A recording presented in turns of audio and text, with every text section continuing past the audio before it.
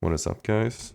Today I want to show you a ranked game that I had playing as Ember Spirit versus Necrophos. And this is around the divine level, but even if you are immortal, then I think you can learn something from this game. So let's just jump into it. So starting off here, we can see that I bought 3 branches, a fairy fire, a quelling blade, and a ward. And this is typically a good setup for Ember Spirit. You could opt for the magic stick. In this case I didn't, because I felt like Quelling Blade gives a little bit more value to the lane. I can get the last hits a bit easier and try to keep on the same level as the Necrophos. And right here in the beginning I do make a mistake, just kind of turning my brain off and standing at the high ground. Some people walk up to me, but I do have to actually skill my Searing Chains at level 1, which is quite bad. I do manage to escape, but yeah, having Searing Chains at level 1 is just not gonna be very good for the lane. If the situation was different and I didn't have to skill chains, then starting W or E is definitely a better option. I think W, so you can get that ranged creep last hit, which is very important to get level 2.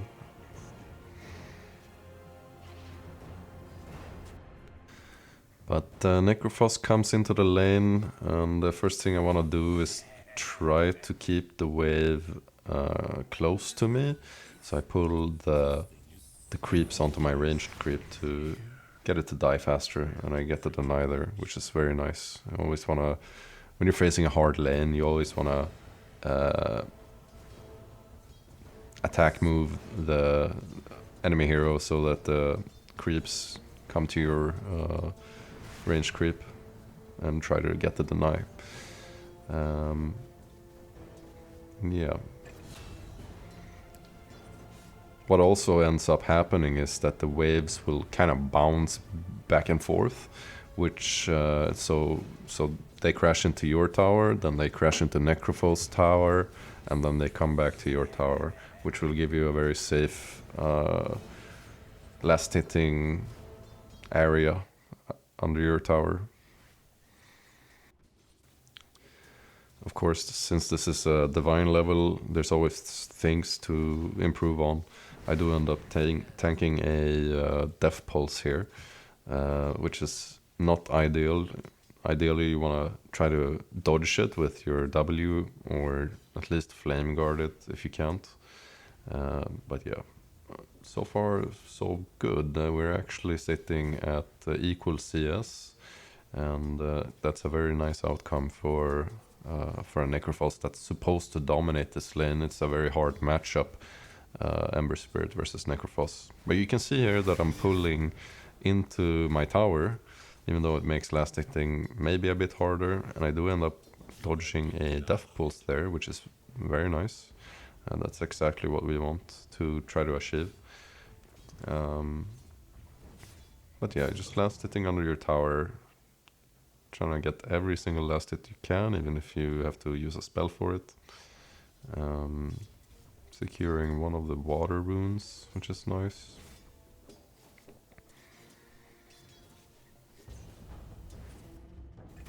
But yeah, this is pretty much what you want to do in a lane against Necrophos. Try to avoid his Death Pulse, because you can't really trade with him as an Ember very effectively, at least. So avoid his Death Pulse and try to bring aggro to your ranged creep so it dies faster. Maybe you can get the deny, which is super nice. And try to get the waves to bounce between the towers, so you can farm more, basically. So I'm gonna go ahead and fast forward here a bit until level 6, 7. So here I am at level 7.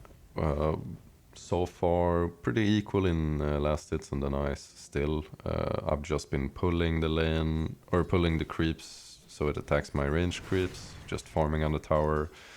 Necrophos decides to push out here, and he's gonna grab a rune, which I unfortunately have to give up because I can't contest it. So he does walk off to get the rune here.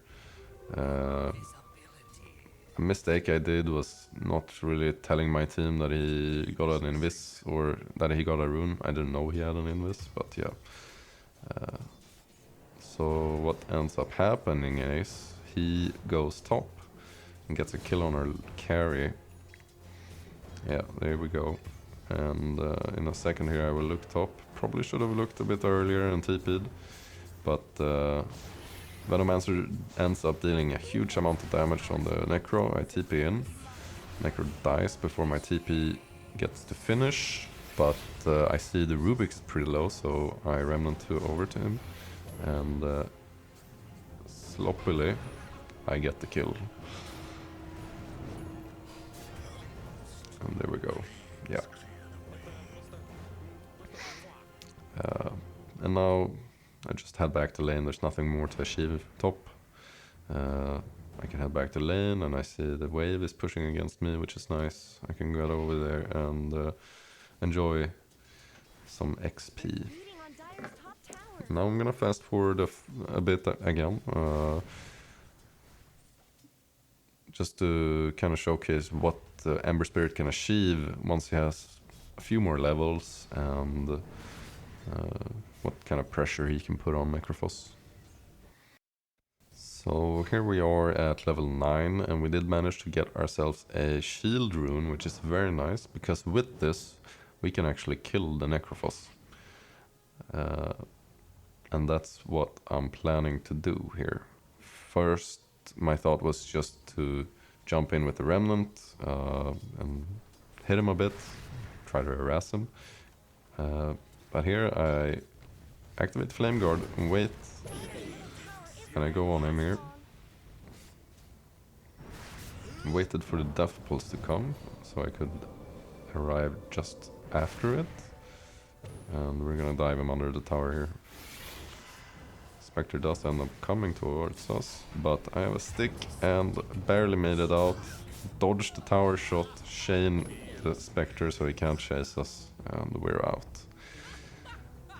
And with this, after killing Necrophos now, we are in a very nice spot. We can go from here and just totally dominate the game, as you will see in a couple of moments. So, item build for Ember, you can go physical, you can go magical. Obviously, since this is a Necrophos, magical is probably the better build.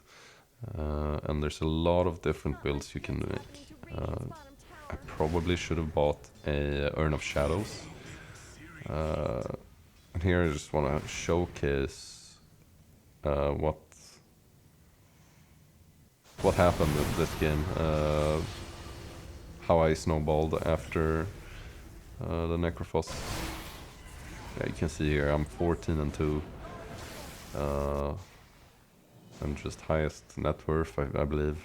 Or maybe Luna had more, actually, but yeah. I'm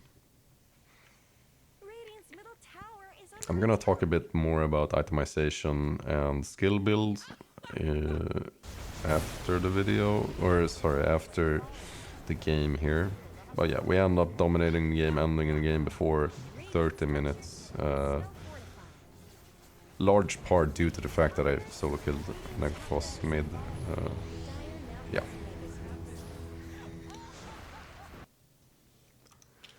So, looking at skill builds for Ember Spirit, you want to start with W, just to get that early ranged creep in the beginning.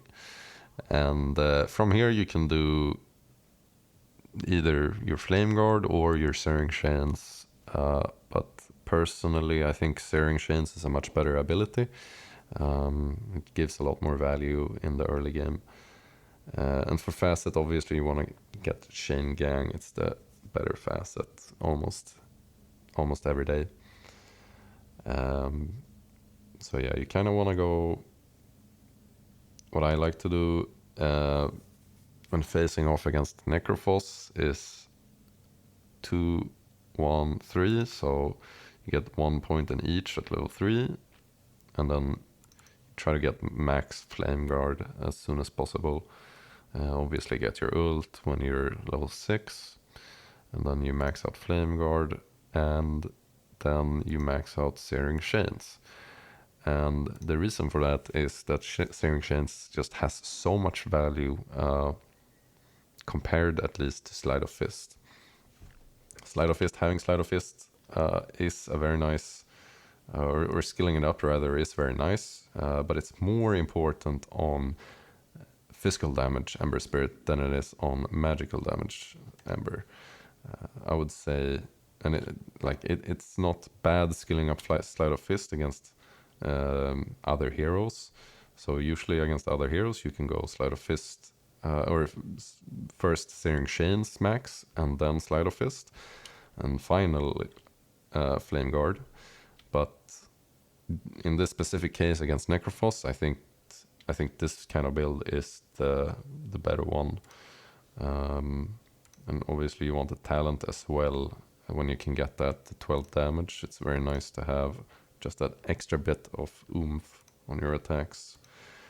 And yeah, and from that you max out Sleight of Fist, Fire Remnant, and you get the Searing Chains duration. Because of you get 4 seconds of CC on your Searing Chains, which is an absurd amount of CC. Without the Dispel, they're gonna be stuck and just standing there for 4 seconds. So the amount of value you can get from Searing Chains is actually incredible.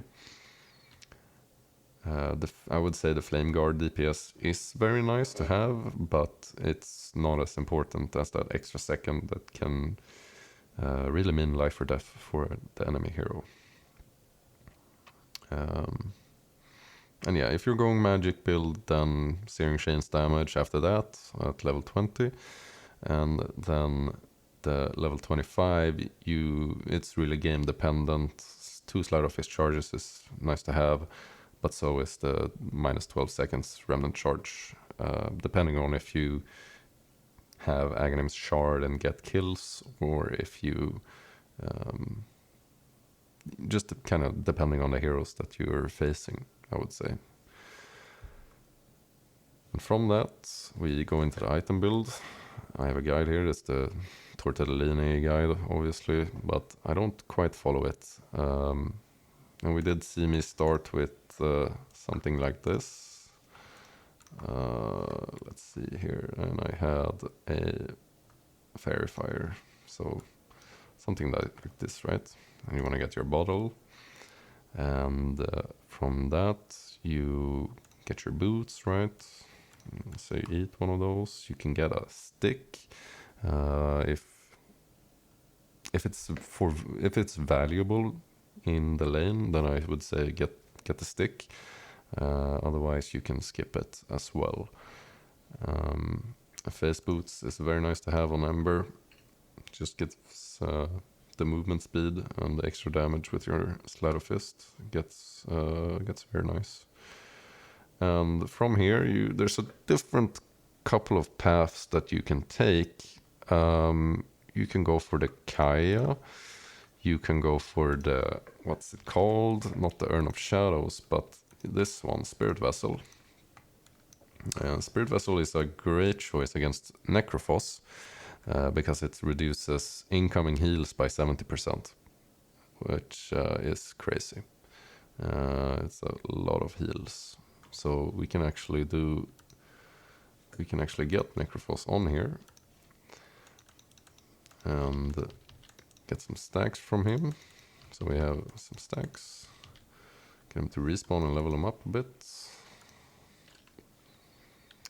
Yeah, there we go. So if we just do some damage to him, and this is his normal heal. So he heals a fair amount. And now let's put the vessel on him. And you can see it's not a noticeable amount. And since vessel is magic damage as well, I believe, yeah, it should be magic damage. He takes more damage from his ghost shroud as well. So we can see here taking 40, taking 50. And now it's 40, 50. So it takes more damage from magic vessel, which is just a bonus. And that's why I think I'm actually dying here because of his aura. I think Vessel is a great choice if you're playing against Necrophos. If nobody else has it on your team, always make sure that you communicate with your teammates. But Kaya is a very solid choice as well. You can also go for a Blade Mail against Necrophos. Since it deals magic damage, it only works in your favor with his Ghost Shroud. If he does decide to do this, deal some damage back to himself. And from there, you can go for the Kayan Sange. Aghanim Scepter is a very nice, especially because you get the range on his spirits, on his fire remnants, and the speed on them just makes it super nice to move around the map. And you can do, like, you can just jump around, especially if you get the shard. You can really just spam this. Yeah. That's pretty much it. The rest depends on what enemy heroes they have. You could go for BKB if they have a lot of lockdown. Shard is very nice to have. You could get even a Radiance in some cases, but yeah. Shiva's Guard is very nice. You could get a Maelstrom. You could get a Orchid. It really depends on what kind of heroes they have.